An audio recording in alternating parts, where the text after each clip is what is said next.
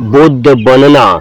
कई वर्षों तक कठोर तपस्या और ध्यान करने के बाद सिद्धार्थ को बोध गया में ज्ञान प्राप्त हुआ। इसके बाद वे गौतम बुद्ध कहलाए। यशोधरा का त्याग। यशोधरा को सिद्धार्थ के जाने से बहुत दुख हुआ, लेकिन उन्होंने अपने पुत्र राहुल को प्रेम और संस्कारों से पाला। उन्होंने भी तपस्या और साधना का जीवन अपनाया।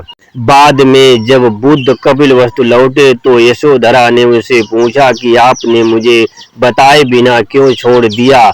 बुद्ध ने उन्हें समझाया कि उनका उद्देश्य केवल अपने परिवार के लिए नहीं बल्कि पूरे संसार के दुखों को दूर करने का मार्ग खोजना था। बाद में यशोधरा और राहुल दोनों बुद्ध के संग में शामिल हुए और आध्यात्मिक जीवन अपनाया।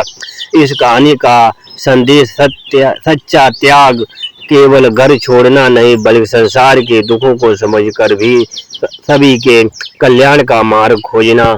जब बुद्ध कई वर्षों बाद कपिलवस्तु लौटे तो यशोधरा ने उनसे मिलने से पहले अपने मन में कहा, मैंने भी वर्षों तक त्याग किया है। मैं देखना चाहती हूँ कि मेरे सिद्धार्थ अब कैसे बुद्ध बने हैं।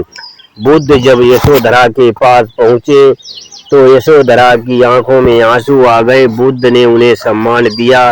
दोनों के बीच बहुत गहरा मौन था।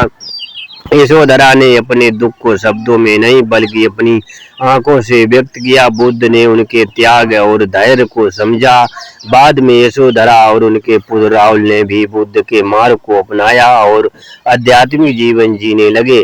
इस कहानी की सबसे बड़ी सीख, कभी कभी किसी व्यक्ति का त्याग केवल अपने लिए बल्कि पूरे संसार के कल्याण के लिए होता है।